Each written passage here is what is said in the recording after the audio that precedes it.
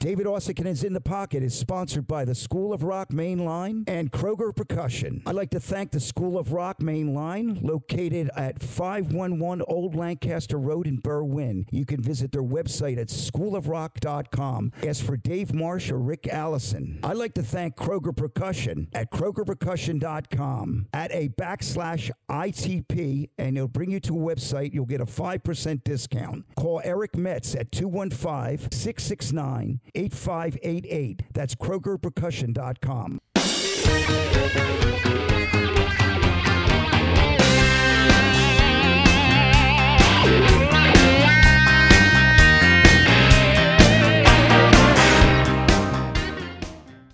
Hey, everybody. Welcome to the David Uosikkinen in the Pocket podcast. On this gorgeous Wednesday morning, I believe it is April 27th, I believe. Yep. Am I right? I'm hitting my dates right? That's right. Great day. I'm here with Freddie B in my basement. Hi, Fred. How you doing? Yeah, good morning. Good, buddy. And I'm really excited about today's podcast, man. I was realizing that our guest today, is a guy that I've known for, I think I was trying to figure it out, but I think I saw Jeff play way back in late 70s. It had to be the late 70s, which is giving away our age a bit. But our guest today is Jeff Washington, Philadelphia. Now lives out down south of Philadelphia, down around the Maryland area. But I knew Jeff when he was living in Philadelphia. And Jeff, how are you doing, man? I'm good, man. This is Groovy, my two favorite cat drummers. We used to hang out all together. How y'all doing, man? Thanks for inviting me. I appreciate it. Yeah, we're good. I guess it was 73. What was that place in Levittown, Dave? No. Well, you used to play in Levittown. You played a place called the Cork and Crown. Cork and Crown. That's where I first saw you and John Krismar. Well, yeah, actually, I wasn't playing with John then. Oh. I started playing John actually a little bit later at the Anchorage. Right. But then I saw you play. So it was, I think. Maybe I met John before you then. I think. You did. You did. Because John told me about you. Oh. He really loved that band, Edgar Murray. Yeah. Jimmy Mahoney really dug his playing. Yeah. Jimmy and him were good friends. Yeah. And did you also play in that band? Did you play in that band as well? I played guitar and sang. I was like the second guitarist. Right. And while I was doing that, I was getting guitar lessons from Jimmy. And was it Danny? Danny Tweston, Fred Zara, and Monk Manley, Dave. Oh my God. Manley. Yeah, Fred, that was the band. And listen, Freddie and I have a long connection with Kuzma as well, because Fred played with John for a long time as well. Right. So we both got to know John really well, as did you. But John was the one who he turned me on to you. And I remember we went to see you play. Back then there wasn't any internet. You didn't know who was playing when, but I guess it was word of mouth. And there were a lot of bands that were coming from, I remember Tony Santora's band. Yeah, Tony Santora. With He's Rick a good Perniti. player too, man. Oh, love my that God. guy. He was fantastic. So sad. And remind me of Jeff Beck a lot. Looking at him. Yeah. Vibe, But I remember coming out to see it, but there were all these bands from that area of Philadelphia, Northeast Philadelphia. Northeast Philly. And then I walked in, and I got to tell you, I remember, this is regular, I don't know about you guys, but there's certain things that you see, throughout your life that you remember, like that bring back just incredible. Your drummer at this one gig that you were doing was a guy named Michael Kempin. Do you remember Mike? Sure, yeah. Michael Kempin. Yeah, man. Michael Kempin, sweet guy, really. And down to the shore. Oh, I got to tell you. Let me just tell you this, man. So I walk into the Anchorage in 1973 or 74, and all these bands were playing, basically covering rock songs. Mm-hmm. And I remember walking in there. I was somewhere else, but I walk into the bar. And it was a bar. They used to set up a stage in the back. And there's Jeff singing his ass off and playing the Strat and playing the Rufus song. Tell me something good. No, it was the other. It was the other one. You Got the Love. You Got the Love. You Got the Love, right? And and Michael was doing it. Freddie, this is like the first cat that I really saw that dug into like a double time 16th note groove with his right hand. He's playing these. I still remember. I tell him he was playing these Fibes drums. And I remember that kid. And I remember Silver Cobb, Fibes. Yeah, Cobb was playing keyboard. Cobb Bussinger. Cobb was, and he was like, I never saw a cat play like that. Right. They're both karate guys. Yeah, Cobb and Michael. That's how I know Jeff. That's how I know Jeff through Mike Kempin. I met Jeff up at the Forest Green. He came up and jammed with Forest Green when Mike. Well, it was called Spiral. Yeah. And they were the first cats that I saw that were like real, like, whoa, these guys they practice. That's how I met you. They practice. Yeah. They knew their instruments. I remember up at the Anchorage, because you had me and Richard Bush go back to where we used to practice in this barn. It was me and Richard, guy Bill, what was his last name? He moved to London. I think he just passed like a couple years ago. And we used to practice up at the barn. Then Richard got the band together with Rick DeFonso and Mike and them, the beginning of the A's, I guess. Yeah. And I used to, Rick DeFonso was sick, and I would go and sub for him to play with them up at the Anchorage. And then I got me a gig up there with my band. I started playing up there. So, I mean, but everybody, like you said, used to play up there, man. It was they were called, actually, when I saw them, when you were playing there, they were, I tell Richard this. Richard would say to me, Dave, you remember more of this stuff than I do. And I was in the band. But I was such a fan. They had a band called Sin. Right? S-I-N. Yep. So, and it was great. It was really the makings of the guys it was, Richard, Rocco, Mikey Snyder on the drums, who had just a really unique style. Yeah. But there were like great bands. And I remember I used to go there and see any given night, you could see really, I don't know. I thought the bands there were really, really good. And I'd always see great drummers and bands playing that would go, hey, I'm going to go home and work it out. So, Kuzma and I became buddies. I mean, we were like after work or whatever we were doing or not working, we're always shedding together, Jeff. We're always getting together and doing it. And then I remember coming out to see you. You were playing with a guy named, I don't know Butch's name, but Butch was playing Butch Stockton. Yeah, Butch Stockton. Wow, whatever happened to him? Freddie. Well, man, what are you doing? I know Butch. Dave, you got a great memory, man. I do got a pretty good memory. It's pretty good. It's making me feel good. I know it's good because I'm taking that ginkgo biloba where I can't remember the pills are. That's the stuff. I can't remember. We have Butch Stockton, great player. Prevagen. No. Yeah, he used to. But yeah, back then I remember, and actually it was another. I just want to say I love drummers because I know when I'm on stage, me and the drummer are more tighter than the bassist. Yeah. We're always doing hits together. Yeah, I mean, we go back from the first drummer, I guess Jack LeCompte. Was the first guy I played with because we were in the same neighborhood. Yeah, and we used to practice at Tom Catney's house, right next door to my house. And Tom's mom, they all musicians rented the next house. So you had Dennis Barth, another drummer. I don't know if you remember him. I probably met Dennis. Yeah. He was a killer drummer. Yeah, he was a killer. Always shedding. Always shedding. He used to do that early Jeff Beck stuff, and he had that Cozy Powell stuff. Oh wow! Oh nice. Yeah. Shut up, that stuff Cozy used to do. Yeah. And then Jack, of course. Jack Paul Hedges went to school. I was a gymnast like you were, Dave. Yeah. Hey, listen. I don't know if people that tune in. Watch the podcast. That was something that was a surprise to me because my buddy Bob Pitchnick. Bob. You went to high school with them, and I don't know. We went to grade school together. Maybe you posted. Yeah, that's wild, isn't it? That's the cool thing about. There's a lot of negatives about social media, but the one real cool thing about that is that there are so many people that I connected to that I knew growing up in elementary school. Or went to middle school. I mean, it's really, really, really, really great. I know it's like Lincoln High School. George Manning, Rich Crenny. Yeah. I mean, you had like great musicians that went to your school, but there was that great photo of you doing the Iron Cross there. Jeff. No, not me. That was no. You were doing a high bar. Was it the high bar? Yeah. High bar. I could do an Iron Cross. That was good. Well, listen.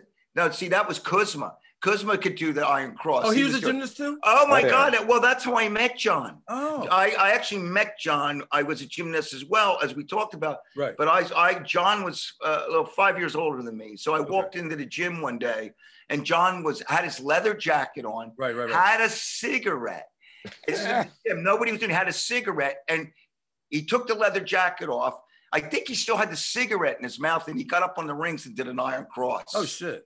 And then he flipped. He got off like a, I don't know. He got rid of the cigarette, but he had the cigarette. And Fred Lewis walked in, started yelling at him, say, "Get the fuck out of here!" I mean, he was such a great. He yelled at him, the fuck out of here. And because we never heard a coach say that, but John was like, and of course, John just strolled out like, he was a piece of work. Cool. We used to have a gymnastic band. This guy Chuck Harms played drums first, and it's funny because everybody's like this. And he's playing. He's trying to play like so tight. I'm like, yeah. And this guy Greg did like this guy was up. He was 17. I mean, he was like a full-grown man, and he's playing bass, and he's like, just like Kurt, like breaking the neck on the bass almost. It was like the gymnastic band and stuff. Crazy. That was hilarious. But we used to do that, and I remember it was me, Andy Taylor. He's another one. Played bass. And he's a horseman on gym. We had a 3-piece band. The first songs were Expressway to Your Heart, because I was playing bass then. It's the only thing I could play bass. Hey Joe. Yeah. Sunshine Your Love. Yeah. So there are 3 big songs. Right. We're on the gig, we're putting them in heavy rotation. Yeah. Expressway was always a song that we all had to play, even if we were in rock, like heavy rock bands. Oh, yes. Like doing that, you say, we've got to do Expressway because it had the riff. Sure. Yeah. So we had to have the riff, and and playing the bass drum part and the hat part was always like tricky. Yeah. Like to get it right, Well, I can only play with my thumb. I can use my fingers. I would play like this. So we're playing in the Chamonix Mall at a talent show up in the Chamonix Mall. Wow. And the only black thing up there besides me were tires on cars. Oh, right? and my buddy Al Johnson. Because I went to Woodrow Wilson High School, which was, I don't even know, but we, it was, we were a mixed school. Of course, it was primarily like more white kids, but there were plenty of African-American kids in the school, man. It was like, did you go to Chamonix? You were up in the Chamonix? No, man. I went to, it's called Truman High School now, but it was Woodrow Wilson when I went Woodrow to Wilson, school, sure. Which was Bristol and like, like Levittown area, Croydon, parts of West Bristol. Yeah, you know what I mean? So, but that's where I met John, and we used to do, just like all you guys, we did the Battle of the Bands, did all that kind of stuff coming up, really learned to play the instrument by putting records on. Right. You know what I mean? Do you guys marvel at how, like, it blows my mind about YouTube, how you don't need to necessarily take a lesson from any. It helps take a lesson to show you some things. But YouTube, you can almost look up anything. And like when we were younger, it was like if we were learning a part to a song, it was like the needle on the record, right? Oh, yeah. You guys all did that. Oh, yeah. I mean, we all did. I used to put like quarters and stuff on the needle because the arms would slide across the record. Exactly. But that's what I say about the kids. You have a lot of virtuoso young kids, but they have a lot easier access to learning than we do. They can now visualize and look at somebody playing something. They can also slow it down and have somebody playing something. So but I mean, I see these kids playing, I'm like, oh, you little sucker. Yeah, I know. But the only thing but one thing that I hope, see, nowadays I think that because of the phone and laptop and the digital age and virtual things, what we used to do is that we had to connect as a group, and they rarely do it these days. And I think one thing, because I've noticed even some cool players, when they get together with a band, it's like they're not figuring this out right away. Yeah, you know what I mean. And that was stuff that we figured out like immediately. It's like, I got to find a bass player that's going to feel like, that fits in with my hands go glove. Exactly, Jeff. A guitar player or drummer, we've all been, I think that's before you become like virtually, people say, you become a pro when you start making money. But my feeling is you'll become a pro when you start listening. You know what I mean? That's it. Right? I mean, I get cats when I would give them, me, if you're in the band, you're going to solo. I mean, sometimes you'll get a drummer goes, yo, man, you're doing so you're doing like Doc of the Bay or Slim Blues. Yo, let me get a solo in that. Hey, man, get away from me, man. What are you crazy? And it's like he's coming up there. Stacy McGee. I don't know if you guys know him. No, I know. I met him through you. Oh yeah, great. Yeah, exactly. Yeah. They played with this guy, and they called him 9/8 because he could only play in 9/8. This guy, man. What? And he's up there soloing his brains out on like 9/8 and 9/8 and 9/8. He's gonna change that time up on it. They don't like respect. He goes, let me get a solo. That something. And 9/8. They said, do something in 4. He goes, okay, slow down. Slow down. It's like, dude, that's hilarious to me. Oh my God. Well, we tried to do we were thinking to try to do the podcast before you did the gig, but you're our good friend and great drummer Richie DiCarlo was on last week, and he played with you this week at Nick's Roast Beef. Yeah, he took my place. He took my place in your band. You don't remember, Jeff? Yeah, that's right. Because I was playing with Jeff for years. In the 90s. That's right. And then Rich, I forget, I got busy doing something else or whatever. Fred was making some real money then. He said, I got to go. But Robbie Smith turned me on to Richie, actually. Yeah. And, what a gem. And great drummer, and what a great guy, Oh, yeah. And he's busy, man. Richie does it all. And he's going to help me with my... I'm going on the road for 6 weeks, which is like freaking me out a little bit, like 6 straight weeks. That's great, man. That's great. Yeah, I mean, it's great. It's on a lot of levels.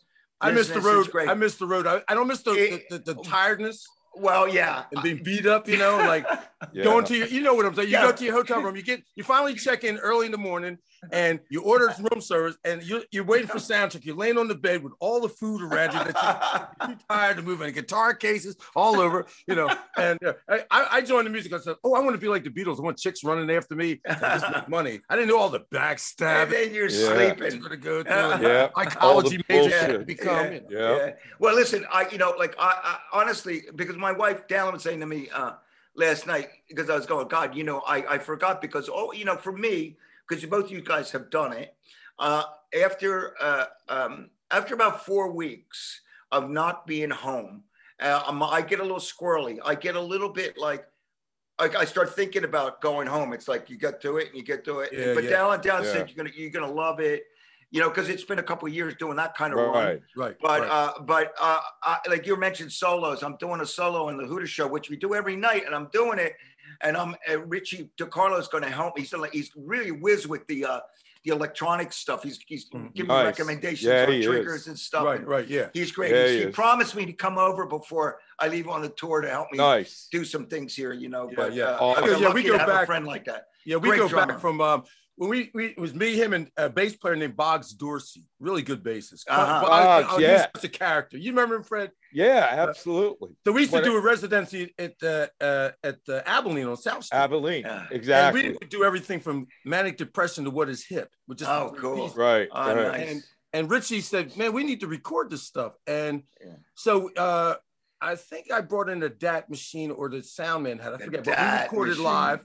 That was the first album, Neptune Moon album that we did. Nice. Most of it was live. We did it over at Joe DeLuca's studio in Jersey. Oh yeah.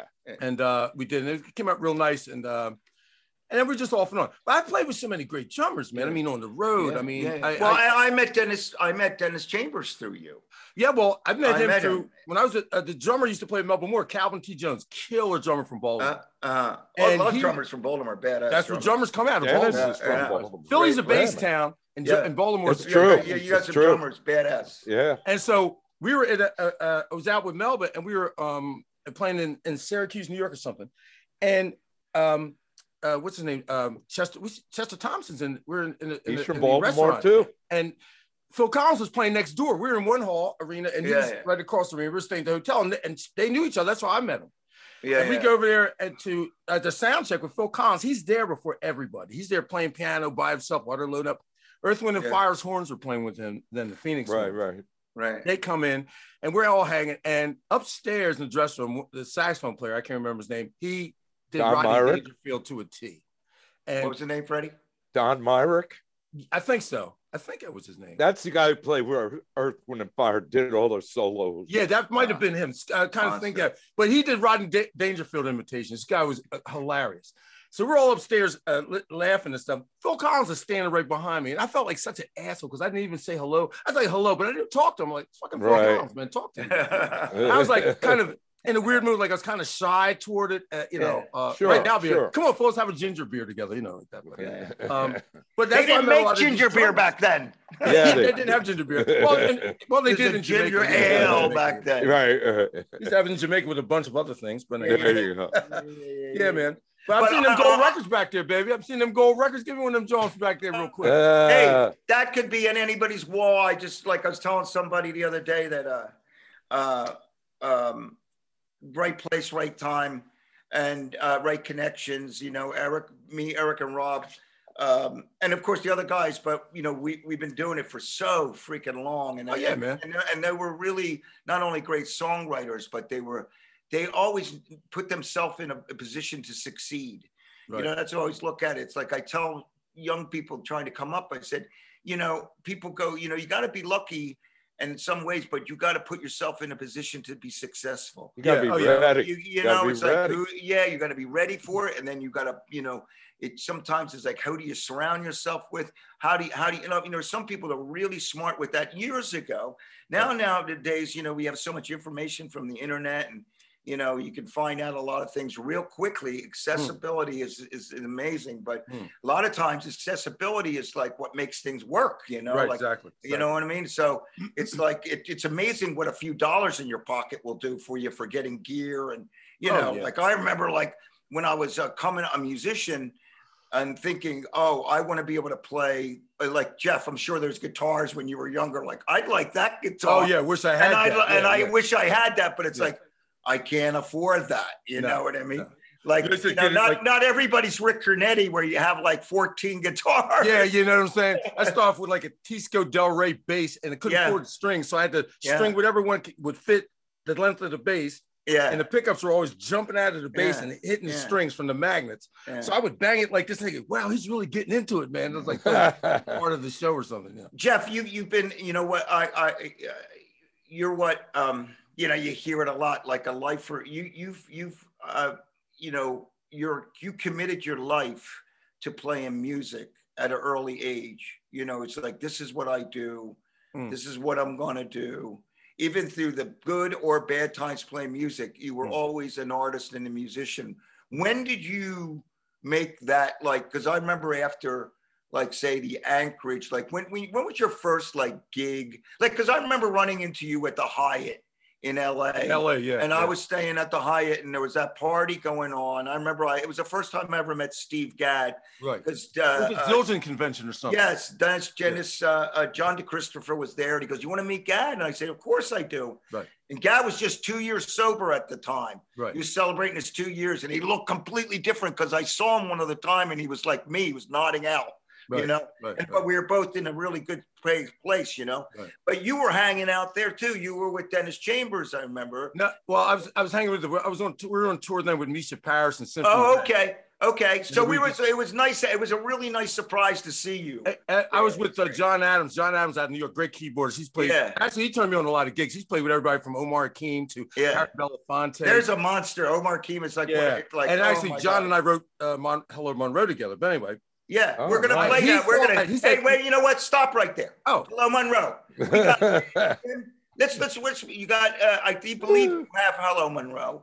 We're going to play a little bit of that right now because we'll start yakking. And being that I have very little notes and we're talking, we're going to play this so we can make sure that we're not at the end of the show, at the podcast, and we didn't play anything. Yeah, so let's play Hello, Monroe. Okay, I'm gonna call myself. Right on.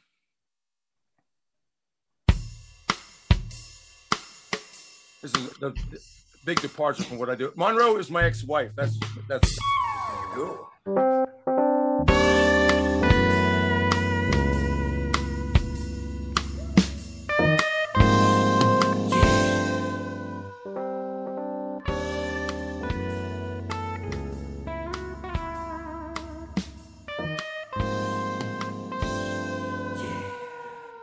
From the sand to the sea,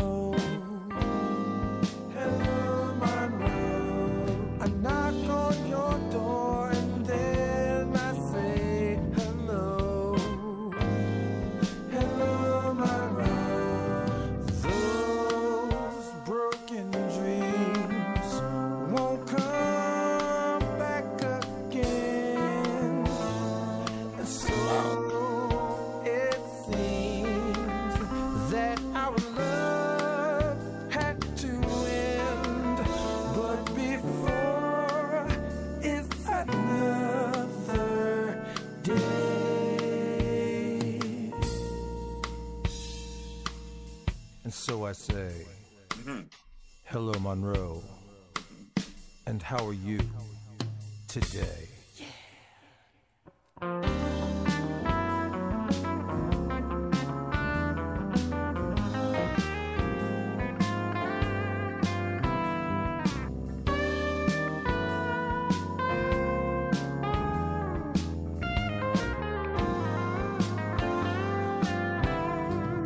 Good day.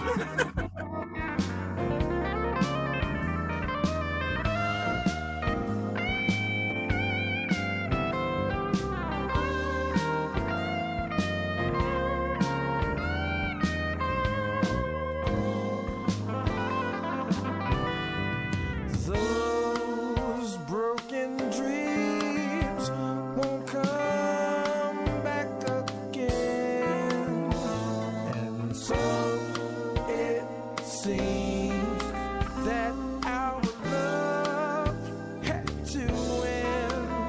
But before what's another day?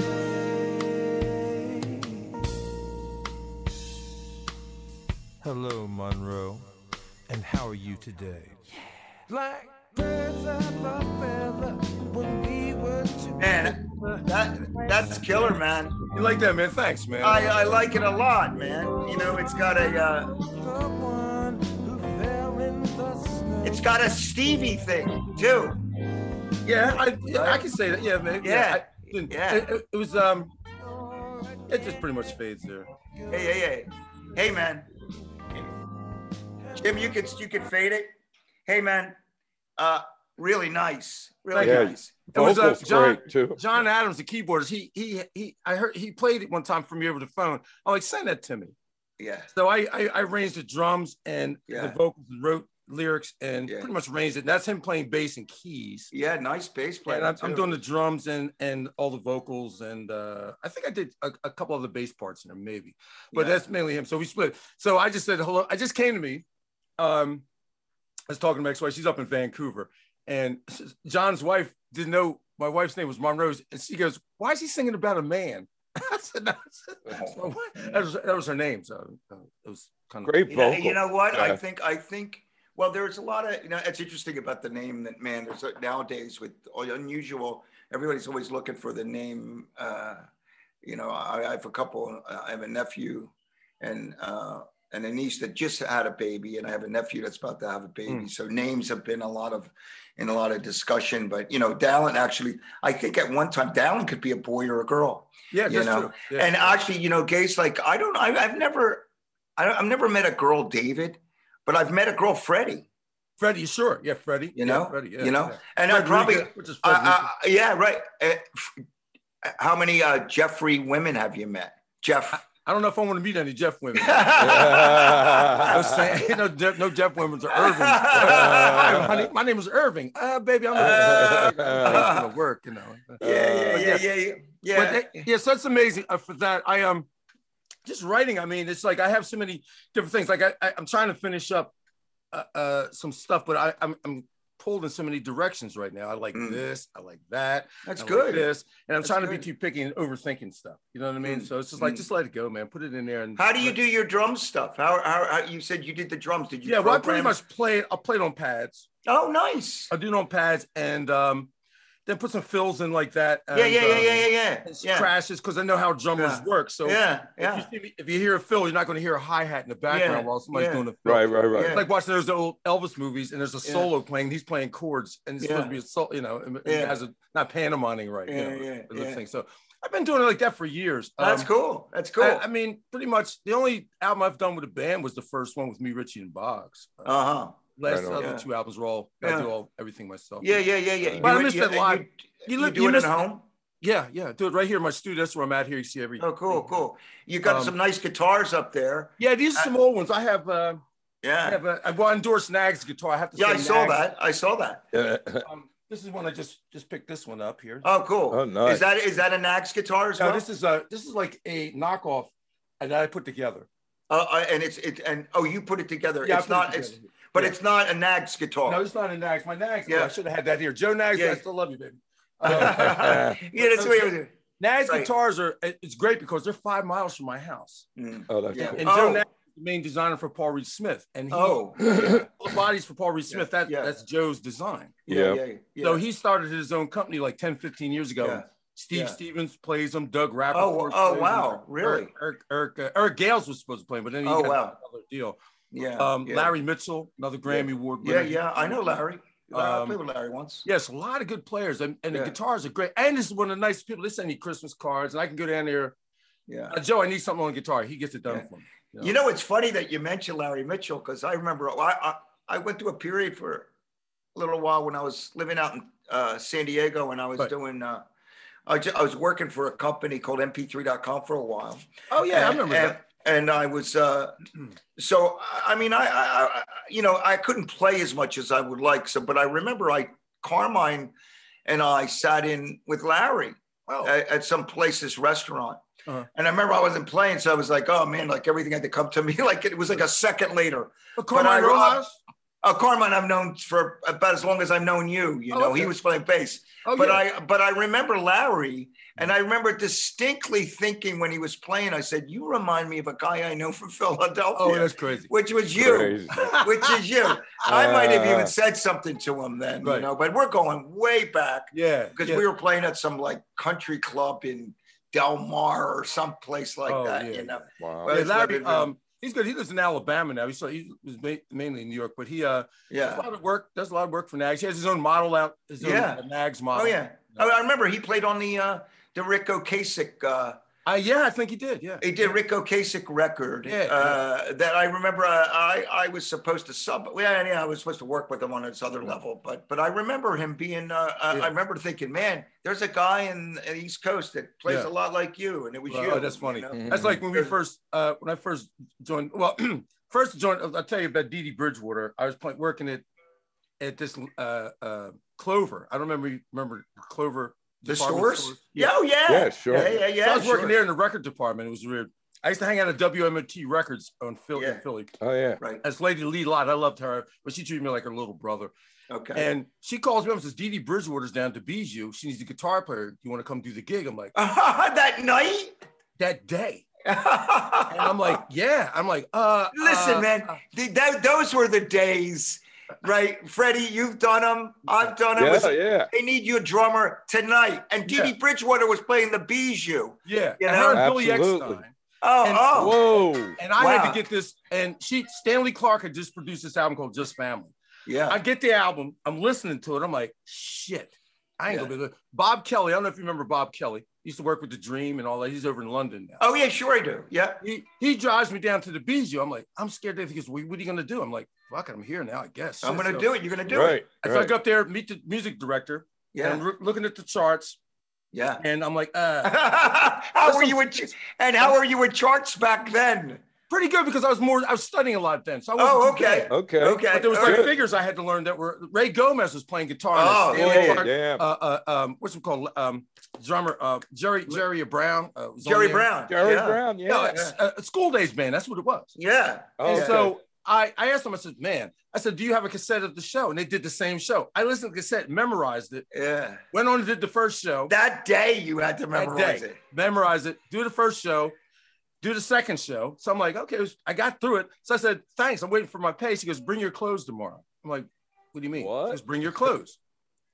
So she sent the other guitar player back to LA, and I'm on the road like that. Oh, roading up for Stanley Clark for School Days band. Wow. And just gigs like that would happen. Like you said, David, right place, right time. You know what I'm saying? Yeah. Now, here's a bad place in the wrong time. I started when I first got with Melba. We used to rehearse at this music building on 8th Avenue and 38th Street, I think it was. And the guy that ran the studio was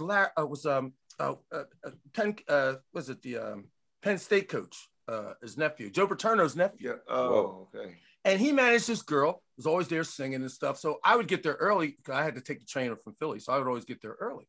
Yeah. And this chick was always laying on the couch, man, hair underneath her arms and everything. I'm like, ew. Jeffrey. It was Madonna.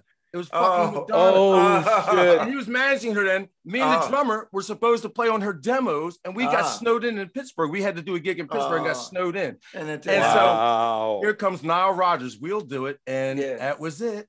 That was either end of that. So that was like a swing and a miss on that one. Hey, listen, man. You mentioned Nile Rodgers. Nile Rodgers right now, I mean, he's doing great. And what great work. He's a great producer, great songwriter. He's great. Yeah.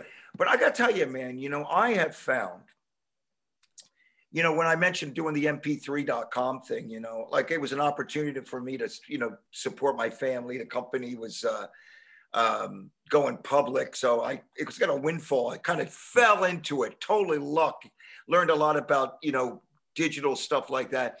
But when I listen, I started to work there. I didn't even know how to open up a computer. And at the time, then I left there writing Linux code, for God's sake, So it was a great experience. But I remember that Nile Rodgers and what's her name? Amy Mann and all these different people would stop in our office. They would come in, they were curious about technology and what's this MP3 thing? What's an MP3? And this is going back to 1997, 1998.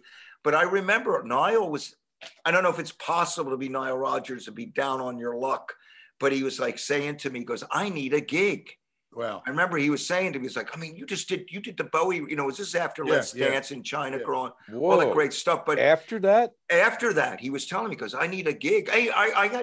Listen, man, just people just assume that everything is great with everybody. I remember running into Tim Schmidt at the park when I lived in Woodland Hills, and he was walking, he had his baby girl out there, and I had my son, and we're like hanging at the park. And he said, he knew that I was playing in the Hooters, and he said, if you hear of a bass gig, let me know. And I said, yeah. And I'm thinking, something's going to happen. Of course, it always happens, if you're there. 3 weeks later, he gets hired by the Eagles. Oh, shit. It's like crazy. He's got the gig, You never know. You never know when things are going to happen, It's never know. We did Pat Sajak's show with Misha, and Tom Scott was the music director. Eric Gale's playing guitar, and I went over. Oh, Mr. Gale's like great. I'm like, well, He goes, man, it's the same thing. Thank goodness I got this gig. I wasn't making any money. I'm like, you have 5 albums. Right. You're a legend. He goes, yeah, but he says this is making me money. So just to be clear, this is Eric Gale's. Eric Gale's from Stuff. Right. Stuff. Not Eric Gale. Yeah. Not Eric Gale. It's Eric Gale. Exactly. Yeah. People get confused, they're right. Yeah. That's what somebody told me. He says, Eric Gale's got a new album. I'm like, he's dead. I didn't know Eric Gale. Right. Like, oh, shit. Eric Gale. No, it's Eric Gale is from Stuff, and Eric Gale's is who's playing. Right. Yeah. Exactly. Yeah, both of them beasts in their own right. Jeffrey, I'll just show you my Les Paul. Pretty nice. Oh, that's nice, man. Isn't it nice? Yeah, this was gifted to me. Oh. By a Northeast fella guy that lived, a guy named Glenn Goss. I don't know if you know Glenn Goss. No. But Glenn Goss lived in Northeast Philadelphia.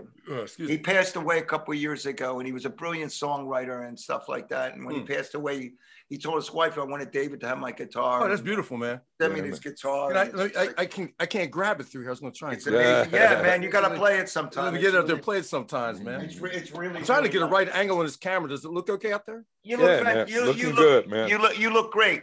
So basically, you've been, and when I wrote this down when I was, there's a little page that we have to put some information down, but I realized that you've been leading your own band besides doing other things for 5 decades, maybe pretty longer, much, bro. Yeah, wow. Leading your own band. And making it work, So, and you're an avid motorcyclist, right? Are you still riding. Yeah, I actually had probably pisses some people off. yeah. I had an accident last July. Yeah. And I had like nice little scars on my arm, but that was fine. Let's get back up and ride. Yeah. But I'm always gonna wear a helmet. You're crazy if you don't. You're out of your mind. First thing, and Dave, we're gymnasts, but your head still hits the ground. I don't care how good you can roll. Well, the rolling does save you. I always tempted to go buy a bike, and I got a license. Yeah, I've been riding my friends' bikes lately. Oh, okay. But when I've been riding, and nowadays you can even rent a bike from a Harley Center if you want to go riding. Oh, okay. You know what I mean? But anytime I venture to the discussion with the powers that be. Oh, I know. And I say I'm going to buy a bike. Yeah. I get No. Have you noticed how people are driving lately? You know, yeah, up there, I would never get a bike. You know, it's a different world, man. And I hate to freak bikers out, but there's so many people on the phones when they're driving. Exactly. Oh yeah. That it's unbelievable, man. Down here is like a biker friendly area where I'm at, because it's mainly all country roads. And a lot of people ride. I mean, you got squirrels riding down here. You know what I mean? Everybody's riding. And most of the people that are from here in this area are very conscientious of bike riders. Got a lot of people moving over from the Western Shore, and they're driving. Like on my road, it's 40 miles an hour, which is too fast. And people are doing 60 now, and it's supposed to be 40, and they're doing 60. That's what, you know, and that's because, I mean, very few accidents here, very few, very few little crime, you know. Well, listen, be safe. But I wanted to ask you, so coming up, I'm going to obviously, listen, when you were listening to guitar players coming up, you mentioned that Jimmy Mahoney gave you guitar lessons. You were playing with him. I'm guessing that you were playing with him and he was giving you lessons. You're like, this guy's really good. I'm going to have him in my band. Who did you listen to though? Who was your go-to guys when you were young? Because you really had a sound, an identity. You're playing at an early age. Like my friend, like say Rick Cornetti, and Tony knew exactly who he wanted to sound like, Santoro. Yeah. You had the same thing. You knew who you wanted to sound like, or you knew what your sound was going to be like, but you were obviously influenced by other players. Who did you I'm going to tell you, my tone comes from Jimmy Mahoney. My tone. I emulated his tone. Yeah. He like I said, he paid for my lessons with Dennis Sandoli. That's where I got technique. But his tone. Jimmy had a great tone. I mean, he had that telly he used to play at, and that brown telly. Yeah, man. That's where he had the overdrives and all the easy stuff. He used to play through a Fender Bassman amp, and get that tone. And so that's why I mainly, and Marty Ahern, another great guitarist. Yeah, he's a friend of Rick's as well. Ken Carbone, these guys were all good, man. They all came up from the blues, all blues. Back then, that was the thing. The jam on was the blues, because that's where the guitars are. I went to saw Hendrix in '68 at the factory. I didn't even know who he was. My cousins took me. I was like 14. I didn't know what the hell he was doing. I'm like, what the hell was that, man? Wow. And I'm looking at this chick freaking out next to me in the factory. I'm like, now what the hell is she doing? But then Hendrix, and I used to listen to, you know, all the Kings, you know. And like I said, I played with Albert King. It was another thing. That's a great story, man. Oh, man. Let me hear that about Albert King. Well, I was playing. We were up the bottom line with Dee Dee Bridgewater. Yeah. And I opened up for Albert King. Yeah. And he didn't have a guitarist or a drummer. Oh. And so his roadie asked if they could they could borrow us, right? Yeah. So he goes, yeah, whatever, go ahead. I'm like this. Wait, let me. I don't know. So he says, well, you know my stuff. So I've grown up on your stuff. That's where I learned how to play guitar. Right. So next thing you know, he ran down the set. We played, and he let me have a solo. He goes, "Yeah, go ahead, young blood." He got his pipe. He goes, "Go ahead, young blood, and take it." I was scared to death, man. Yeah. And now I'm like, you know, wow. Albert, you ain't even getting on stage. I got this, man. You go sit down or something. Well, listen, smoke your pipe. That's smoke your pipe, Fred. Yeah. Well, isn't that the kind of thing that kind of helps you get through? Oh, it got me stage fright. Get you over. Like, okay, I did it. I survived it. Nothing happened. Yeah, well, that influenced me. You know, it influenced me with a lot of people. And then, you know, I started listening to more Jeff Beck when the Blow by Blow album came out. I started getting into that. Yeah. McLaughlin, hearing that. All kinds of, and horns, saxophone. I love the fluency and the bebopness, I'll say. I love playing like that. But the blues thing, listen, let's just say I want to play part of Sweet Mama, which is more of a blues influence song. Yeah, I did this. I'm playing everything on this. And did my friend Chris Dorr, who's another great drummer, plays with me down here. Yeah, great photographer and videographer. This guy. Oh, right on. I did a video of it. And this is it's just I don't know. It's like a kind of like a. You come to your own conclusion. Yeah, I sort of said a bluesy thing. I liked it a lot, man. It's really good. But yeah, I still dig the blues. It's all about the blues and jazz. Yeah. Like they said, blue, jazz and rock is nothing but the blues sped up. You're right about that, man. You know? So I mean, that's just all mixed together. So I said, do you have any style? Like, I like this week. Maybe I'll like that this week. You know how how it is, man. I can't stay stuck on one idiom because that's boring. I got you. Hey, did you have Sweet Mama there? Jim went to sleep. Oh, there's Jim. Hey, Jim. Here it comes. Jim says, wake up. Here you go. Yeah. Oh, gotta plug. Here we go. Go ahead and play that, Dave.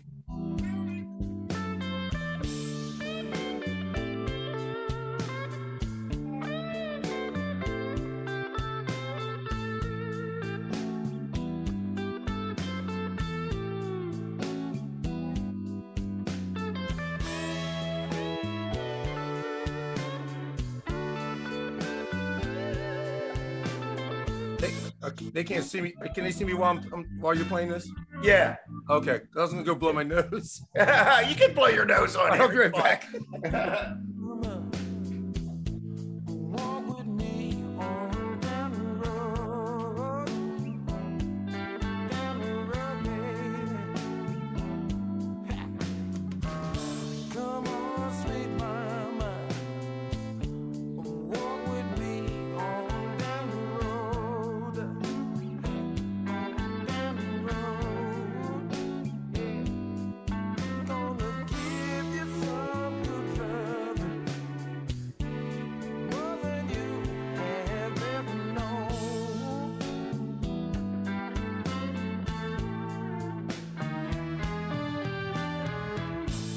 Yeah, man. That's nice, man. Thank you, man. That's nice. You know, it's nice, and you know, sometimes easy doesn't mean it's simple. You know what I mean? Yeah, it's like it grooves. It's got a nice feel to it. You know. Yeah. Thanks, man. Thank you. Yeah. It's you know, it's fun time, man. Just grooving like that is such a nice thing to do. Sometimes I get some of my my students that are into like heavy prog rock or they're into just stuff that there's a lot of notes, and then I ask them to play something that feels like a halftime like that, and sometimes they look like a deer in the headlights. It's just leave the space, man. Yeah, leave it. Busy. Just stay right there. Just stand there like, oh, I can't. I said, wow, man, you know, it's called In the Pocket. Yeah, it's such a great thing. Yeah, right on. Well, listen, I don't know if you know this, but the way when I started In the Pocket was basically because when I worked at a company in the Southern California, I was writing about music, and I was picking music, and it was like, we called it back then in 1999, we called it an easing. And you mentioned Billy Eckstein. Mm-hmm. Guy Eckstein, his drummer's son, was a good friend of mine, and we worked together. Mm-hmm. And Guy Eckstein, we needed a name for each one of our music easings. Mm-hmm. And Guy Eckstein turned to me, he goes, "You're In the Pocket guy. You're the In the Pocket guy." Oh, so it was David. It was, on. you know, so that's how I got it when I came to California, back to the East Coast. Thank God, back to Philadelphia. I love the West Coast, but I'm an East Coast guy. I came back. Yeah.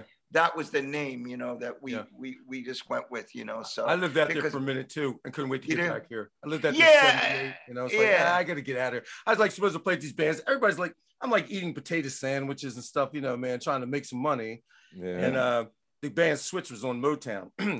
Yeah, I was supposed to play with them, and they were like, when we're going to rehearse, and never rehearsed. Then I ran into this is really funny. I got this audition for Tina Marie. Oh, and she had just gotten the Sucker for Your Love had just came out. This is her first album.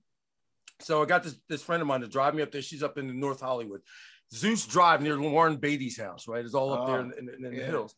So I go up there, and this fine young lady opens the door. I'm like, "Hi, Tina." She goes, "No, I'm not Tina." I'm like, "You got to be Tina because you're fine as shit."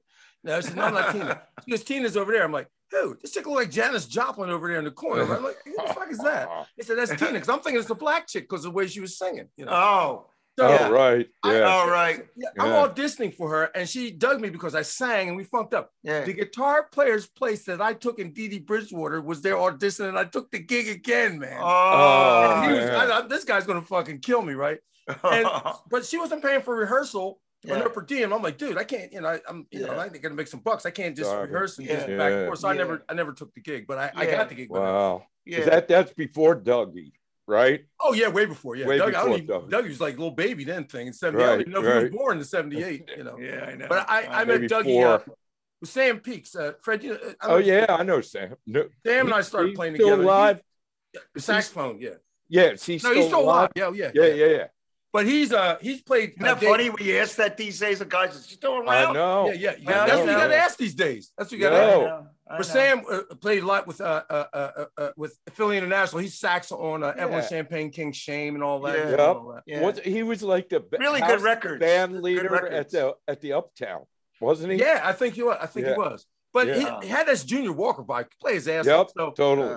Me, him, and I got introduced. He introduced me more to the R&B part of town because I was in Northeast, so I wasn't really in that zone. I was more rock, And so it's me, him, Tony Enriquez, Fred. Remember Tony Enriquez? We used to play together. Fred. Yeah, exactly. Yeah, man. And Jimmy Hill was playing drums then. Jimmy Hill. Oh yeah, I know Jimmy. Remember Jimmy? Yeah. Yeah, Brenda's husband. Exactly. Yeah. So we had this band together called Metropolis, and so I was writing songs then, and Sam liked these 2 songs I wrote. So this group Heaven and Earth he produced, and they were the hits off of the album.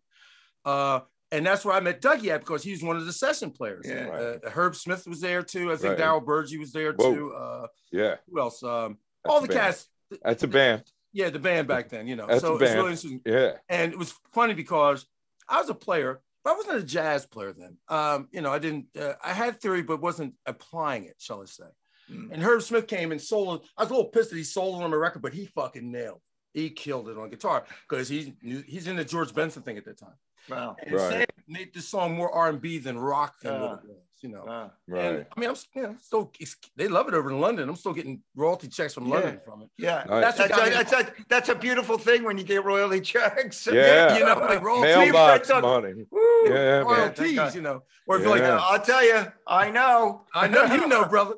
Or you could be like on Thank God. What is God. that? Hey, what's that one? I forget what format, but Dolly Parton had 40 million plays on this one format. You're talking Spotify, or man, you don't make no money, man. You don't make it, but Sound Exchange and Premier Music's companies. Collect stuff like that. Fred and I are big fans. Dave turned me on to Premier. Yeah. Oh, are they good? Are they good? Oh yeah. Yeah, they take care of Yeah. I'll hook you up with a guy. Yeah, man. Shoot, I appreciate that, brother. They're in Canada.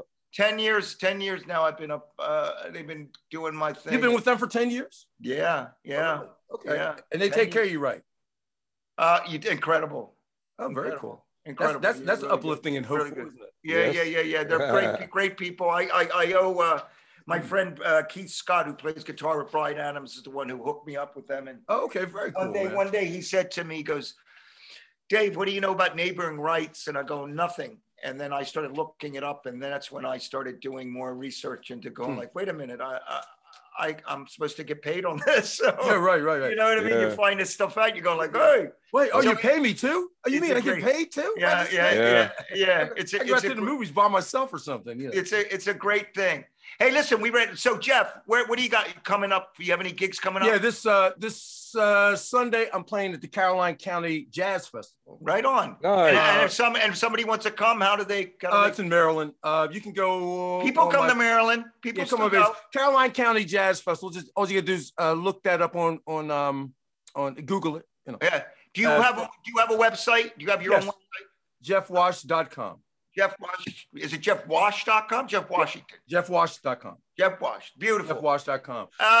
That's coming up, and at the end of the others, Ronnie Smith, really good guitarist. I've never met him, but I've seen his YouTube. He's like kind of nice jazz guitarist. Nice. This is the first one they're having. I mean, I'm not a jazz guy, but I mean, I can do what I need to do. So I'm putting a band together. I got Scott Shore on keyboards, Walt Finley on bass, and Chris Doran drums. Oh, sweet, man. So we're gonna have man. So awesome. you're out doing it. It always time zooms by. Jeff, it was great. We gotta get together. You gotta join me and Fred for lunch sometime when Fred and I resume our lunches. Yeah, that would be great. Come hang out with us. I told you if we did this, we're gonna need at least 5 hours so we can cover almost everything. I know. And we missed a bunch. Jeff, I'm glad you were on board, man. Thank you so much. Freddie, I love you, brother. Love you too, Fred, man. you too, brother. Cheers to you, man. Yeah, good to see you, man. Awesome. Fred, we got to talk soon too, brother. Want to thank our sponsors, the School of Rock, Kroger Percussion. Thanks for everything. Go to Pocket Percussion if you need some drums. They moved to Willow Grove. They got some great drums there. Jim DeGrasso and Wildfire Podcasting. You kick ass always. Do a great job. So listen, man, we'll see you next time on In the Pocket.